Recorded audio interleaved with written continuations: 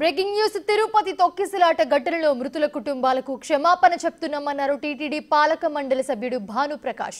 భవిష్యత్తులో ఇలాంటి ఘటనలు తలెత్తకుండా చర్యలు తీసుకోవడంపై చర్చిస్తామని కూడా చెప్పారని, అలాగే సీఎం ఇచ్చిన హామీలు టీటీడీ తరపున అమలు చేస్తామంటున్న బోర్డు మెంబర్ భానుప్రకాష్ రెడ్డితో మా ప్రతినిధి దామోదర్ ఫేస్ టు ఫేస్.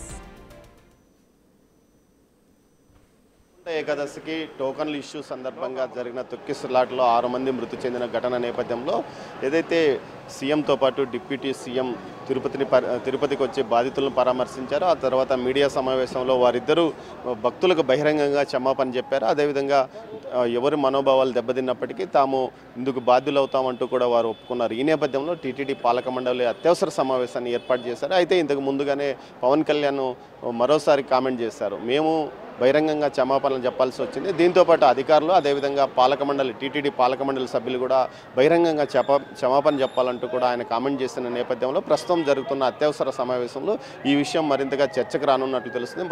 ప్రస్తుతం మనతో టీటీడీ పాలక మండలి సభ్యుడు భానుప్రకాష్ రెడ్డి ఉన్నారు. ఆయన అడిగి తెలుసుకుందాం.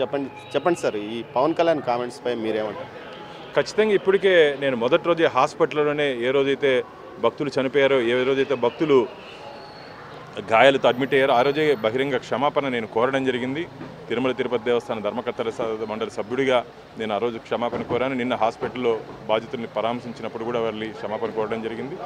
దీనికి అన్నిటికీ కారణం ఎవరు, ఎక్కడ ల్యాబ్స్ జరిగింది, ఎందుకు ల్యాబ్స్ జరిగింది, ఏకపక్ష నిర్ణయాలతో ముందుకు పోతే ఇలాంటి దురదృష్టకరణ సంఘటనలు జరుగుతాయి. నిన్న మేము ముఖ్యమంత్రి గారి దృష్టికి కూడా మేము తీసుకుని వెళ్ళడం జరిగింది. అది పునరావృతం కాకూడదని చెప్పి వారు చెప్పడం జరిగింది. అందులో భాగంగానే ఈరోజు అత్యవసర సమావేశం మేము పెట్టుకున్నాం. అసలు దీంట్లో లోతుగా అసలు ఎందుకు పొరపాటు జరిగింది, ఈ మన ముఖ్యమంత్రి గారు సస్పెండ్ చేసిన అధికారులు కాక ఇంకెంతమంది ఇన్వాల్వ్మెంట్ ఉన్నారో అందరి మీద చర్యలు తీసుకోవాలని చెప్పి మేము ధర్మకర్తల మండలి తరఫున డిమాండ్ చేస్తున్నాం. మెయిన్ ఏదైతే ఎక్స్రేషియా విషయంలో కానీ వారికి చెక్కులు పంపిణీ 2-3 రోజుల్లో చేయాలి, ఉద్యోగం కాంట్రాక్ట్ ఉద్యోగం అవి ఎంత లోపల మీరు పూర్తి చేసే అవకాశం? ముఖ్యమంత్రి గారు నిన్ననే ఆదేశాలు ఇవ్వడం జరిగింది. వెంటనే రిలీజ్ చేయండి, దాన్ని మీరు రిలీజ్ చేసిన తర్వాత సమావేశంలో రాటిఫికేషన్ పెట్టుకోండి అని చెప్పి వారు ఆదేశాలు ఇవ్వడం జరిగింది, మౌలిక ఆదేశాలు. దాన్ని పాటించాల్సిన బాధ్యత మా మీద ఉంది. ఈరోజు దీని మీద చర్చించి ఖచ్చితంగా ఆ కుటుంబ సభ్యులకి చెక్కుని నగదును అందించి వారికి ఇచ్చినటువంటి ముఖ్యమంత్రి గారు చెప్పినటువంటి హామీలన్నీ తొందరగా నెరవేర్చారు. ప్రచారం జరుగుతుంది ఏదైతే 10 రోజుల పాటు ఉండాల్సి ఇప్పుడు జరుగుతున్న ఏదైతే వైకుంఠ ద్వార దర్శనాలను పూర్తిగా రద్దు చేసి 3 రోజులకి కుదిస్తారనేది కూడా ఒక ఈ సమావేశంలో ఈ సమావేశం ఎందుకంటే ఇప్పటికే ఈ 10 రోజులకి భక్తులందరూ ప్లాన్ చేసుకున్నారు కాబట్టి రాబో వైకుంఠ ఏకాదశికి ఆగమ సలహాలు తీసుకోమని చెప్పి ముఖ్యమంత్రి గారు చెప్పారు. వారి సలహాలు సూచనలు తీసుకున్న తర్వాత నిర్ణయం తీసుకుంటారు.